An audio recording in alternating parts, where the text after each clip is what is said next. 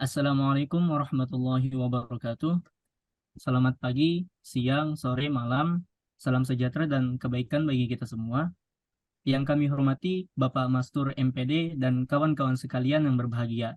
Pada hari ini kami dari kelompok 16 dengan mata kuliah Dasar-Dasar Pengembangan Kurikulum ingin mempresentasikan mengenai isi buku Kurikulum Berbasis Teknologi Informasi dan Komunikasi pada bab 16 mengenai etika dalam penggunaan teknologi informasi dan komunikasi.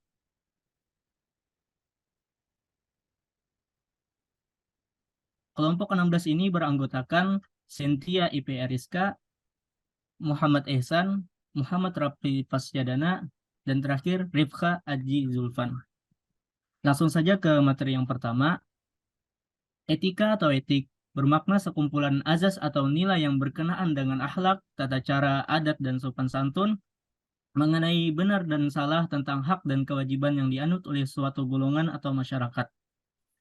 Sedangkan TIK dalam konteks yang lebih luas merangkum semua aspek yang berhubungan dengan mesin atau komputer dan telekomunikasi dan teknik yang digunakan untuk menangkap atau mengumpulkan, menyimpan, memanipulasi, menghantarkan dan menampilkan suatu bentuk informasi.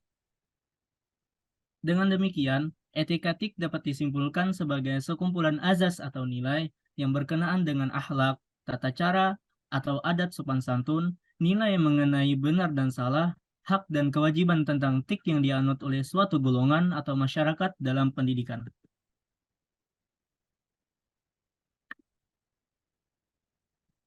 Terlebih dulu, kita harus mengenal dan memaknai prinsip yang terkandung di dalam TIK. Di antaranya adalah yang pertama, prinsip high touch, high touch, yaitu jangan memiliki ketergantungan kepada teknologi tercanggih, tetapi lebih penting adalah meningkatkan kemampuan atau sumber daya masyarakat aspek mengenai high touch, yaitu manusia. Yang kedua, tujuan teknologi informasi, yaitu memberikan bantuan kepada manusia untuk menyelesaikan masalah, menghasilkan kreativitas, membuat manusia lebih berkarya jika tanpa menggunakan teknologi informasi dalam aktivitasnya. Dan terakhir, sesuaikan teknologi informasi kepada manusia. Seharusnya, teknologi informasi itu dapat mendukung segala aktivitas manusia, bukan sebaliknya, manusia yang harus menyesuaikan kepada teknologi informasi. Untuk materi selanjutnya akan dilanjutkan oleh teman saya, Cynthia.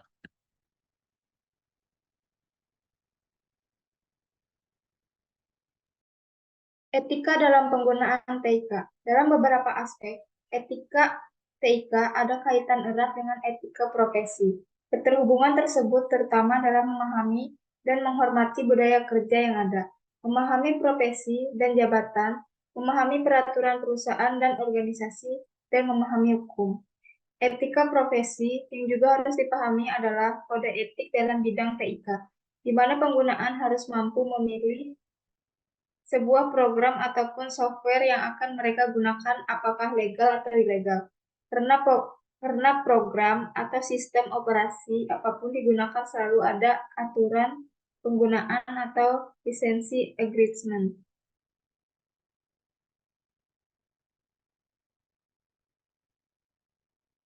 Hak kekayaan intelektual atau hak adalah hak yang timbul bagi hasil olah pikir otak yang menghasilkan suatu produk atau proses yang berguna untuk manusia. Hak kekayaan intelektual adalah hak kebendaan, hak atas suatu benda yang bersumber dari hasil kerja otak dan hasil kerja rasio. Hasil kerja otak itu kemudian dirumuskan menjadi intelektualitas.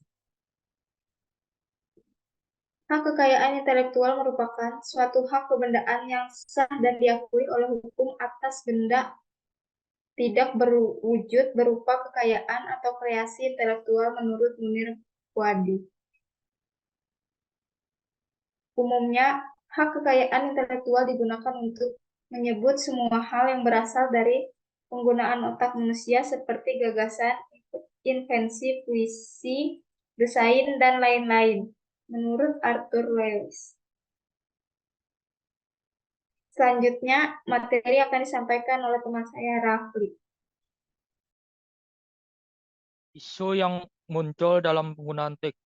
Beberapa isu yang muncul dalam penggunaan TIK diantaranya broadband, consumer, protection, cultural diversity, cybercrime, digital copyright, digital divide, dispute solution, domain names, e-banking atau e-finance, e-contracting, e-taxation, electronic ID, free speech atau public moral, IP-based network atau IPv6, market access, money laundering, network security, privacy, standard settings, spam, dan wireless.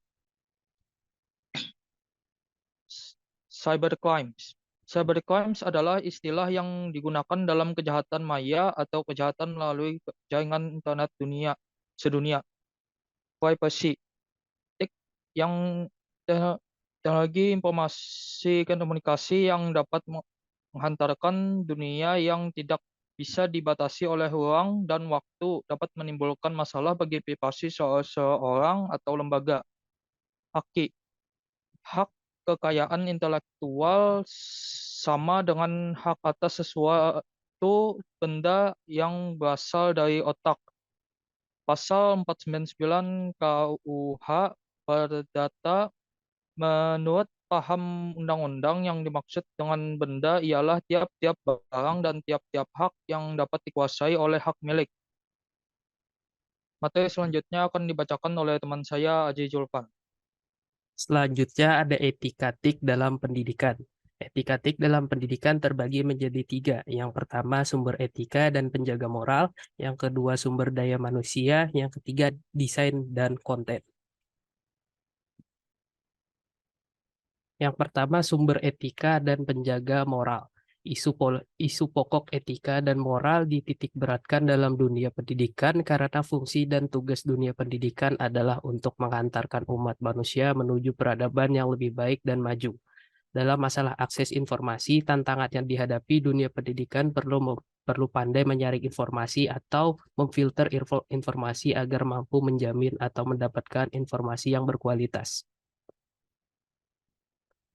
Yang kedua, sumber daya manusia. Dalam beberapa seminar, isu kriteria SDM TIK adalah mempunyai kemahiran dalam rekayasa software, membangun, menggunakan, menilai, dan melaksanakan sistem informasi atau dengan kata lain harus memiliki kemampuan, hard skill, penguasaan bahasa pemrograman, penguasaan database, DBMS atau software middleware, dan pengetahuan jaringan. Dan soft skill berupa kepemimpinan, komunikasi, metodologi, pengembangan sistem, dan kerja tim. Dunia pendidikan harus mampu melahirkan SDM yang memiliki kualitas, beretika, profesional, dan memiliki kemampuan yang handal dalam era informasi ini. Yang ketiga ada desain dan konten. Desain dan konten informasi akan mempengaruhi pandangan kita dalam beberapa aktivitas. Oleh karena itu, desain dan konten informasi harus benar-benar diperhatikan sebab penggunaan TIK sangat beragam. Dilihat dari usia, ras, jenis kelamin, agama, budaya, dan yang lainnya.